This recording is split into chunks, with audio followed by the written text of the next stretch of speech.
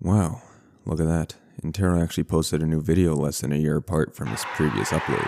Hello again. Originally I was planning on doing a coloring tutorial today, but I ran into a slight problem. A little bump in the road, should you say. How?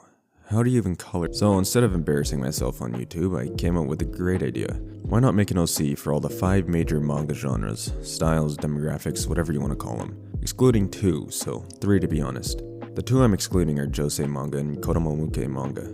I said that wrong, didn't I? These styles all have their own unique traits, and I've wanted to do something like this for a long time, so let's get right into it. This will probably end up being a 3-part series as well, as there's a lot to pack into one specific manga style. Now then, to start, hold on. Before we start, I got word that you missed a Discord art competition, didn't you? Oh well, I'm not too upset, but you should be, as you missed out on the chance to win this adorable Pochita plush. Your loss, not mine. Don't miss out on any future competitions and events, and just join the server already. We just hit 1,000 members, so come show off your art. I know it's spectacular. Alright then, the first character we're gonna make is your typical female lead from a shoujo manga. Big eyes, bigger eyes, and nose. Before we get into any of the details, we first have to make some guidelines. Circle, line, line. For the eyes, we'll take a curvature of our favorite furry friend, Pochita. Does he even have fur? For the other eyes, it's as simple as matching the symmetry of the first eye and...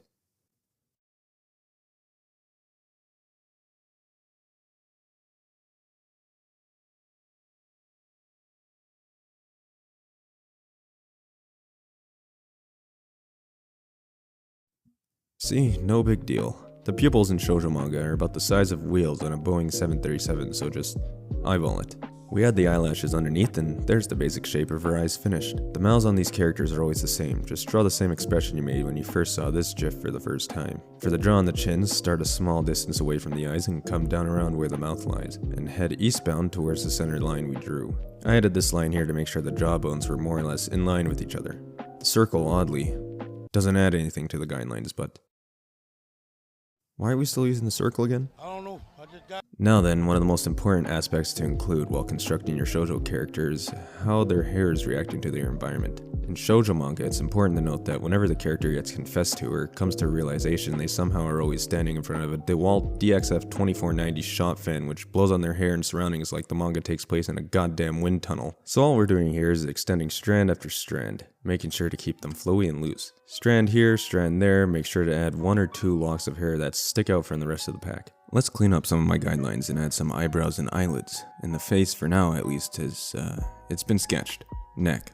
Neck is neck. Draw a thin neck. For the body I would draw guidelines, but today is a cheat day, so no guidelines for me. We're just gonna plot it out starting with the collar. Why a collar, you ask? Because what shoujo character isn't wearing a damn cardigan and a white collar shirt, so that's exactly what we're gonna draw. I'm redoing the collar here, making them sharper, and I'm placing the tie. We'll just scribble them in for now. These lines by the shoulders are the seam from where her sleeves meet the rest of the cardigan. Very important detail. But let's just erase that real quick because it's time for your favorite part, the hand. Yes, it's necessary to draw her holding a loose fist to her chest, nervous as how to respond to empty, boring character number 1's love confession. Hello? Yep.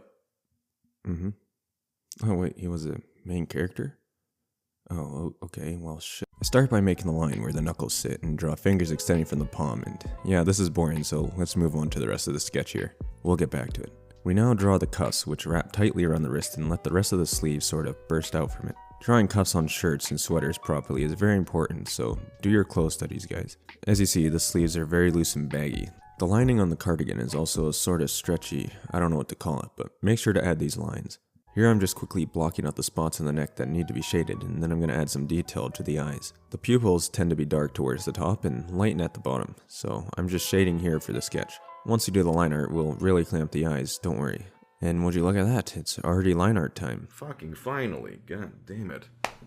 For line art, make confident strokes. It doesn't matter if you mess up the line because hey, you got an undo button right here. I'm drawing very lightly with my pen here as it gives you more control over the lines. Don't stress too much over the sketch, and if the line art lines up with it, just draw and you'll be fine. That's really all there is to line art. For cloth folds, just make the lines thinner and lighter and just follow your knowledge of the clothes in general. Not just apples are affected by gravity, clothes are too. So when you have a loose cardigan like this, it'll have more folds near the bottom. Notice how the sleeve shoulder is elevated slightly. That's because of the seam I mentioned earlier. For the lines on the cuff, the reason I draw a hook on them is to give the cuff some thickness. Clothes aren't 2D, just remember that. Like in the last video, remember that fingers have 3 knuckles and whoa, that pinky is thick. Every few minutes, just pan out your drawing and take a nice stern look at it. Notice how I just nuked the hand and redo the fingers altogether, and I guess it's alright for now. Also note that for the tie, I barely follow the sketch. Just search up tie reference on good old Pinterest. Okay, not that one. No, the face times are arguably the most important to get right. Take your time. I redid this line a total of 9 times actually. For the dad just return with the milk mouth and just add dark shadows on both ends and you're fine. Now this wouldn't be a shoujo character without some blush, wouldn't it?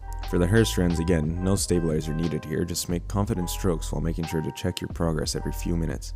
And tarot tip of the day, the more work you put into the hair in the sketch, the less work you have to do when you put in the line art. Anyways, let's just get the hair over with here.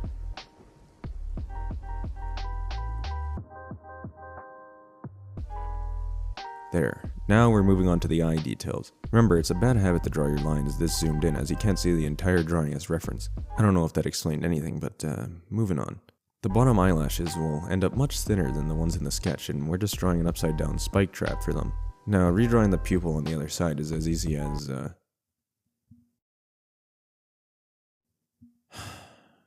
I don't really know how to explain how I'm shading the eyes here, but remember, darker at the top, lighter at the bottom. And these little lines too, I don't know what they represent, but they're sort of important, so yeah, add them. I can tell you guys probably aren't learning a single. Done with the eyes. Now I'm adding the stretchy lines to the cardigan lining, and there. Line art finished. Now we have to add one of the most important parts, part 2, the shading. First off, we'll start with the tie. Fill the tie in with a gray shade by hand because we hate the fill tool over in these parts. We like to waste time and suffer. I changed the color of the gray to white for an important reason, which is making a clipping layer. You see, we could just make a solid color, but that's boring, so we're gonna add a design to it. And tarot tip 2 of the day, a clipping layer is revolutionary. Clipping layers, in fact, were one of Edison's byproducts while spending months embedding the light bulb. All it does is keep anything you color on top and in the lines of the base layer. Take the L, my fellow traditional artists. We're first adding some stripes to the tie here on the first layer. The reason I lowered the opacity was so I could see the line art beneath. Now we'll take out the fill tool and fill the stripes in a lighter shade of black instead. New layer. Add some thinner stripes in an even lighter shade of black. New layer. Under the first stripes. Add thicker, even lighter shades of gray. Tie finished. Now let's color in this cardigan. Cardigans in anime are almost never white, so we'll fill her in with a black. For the shading, we'll take a gradient tool, switch it to the eraser, and just run it along at an angle and then boom, shading achieved. Now I'm adding shading to the other parts of the drawing. Light is coming in from this direction, so shade accordingly. Notice how I left a curve to represent that the color actually has a 3D shape. This is the power, the importance of proper shading. Now this part gets a little tedious. We're gonna outline the hair with a gray. This will take a minute, so just stick with it. You really have to only outline the hair, as this allows us to just quickly fill it using, you guessed it, the fill tool. Also, lower the opacity if you need to. That's one of the great things about shading in black and white. You need a gray, you just lower the opacity. Be clear. Then for the last step, grab the gradient tool and add some light to the subject. And done. There she is, Wind Tunnel Chan. Well, we did it. Mission successful. Now you're completely prepared to make a manga and advance your drawing career. You're not. Anyways, I hope you guys learned something of use in this video. I know that recent Intero upload and learning something just don't mix too well. But whether it was how to draw eyes better down to techniques like using gradients or whatever it was, you learned something. Let me know in the comments if you want me to go over the classic shonen character next time. I'm probably doing it regardless of what you guys say, so stick around for that. Like the videos, subscribe to my channel. Join my Discord already, you nerd.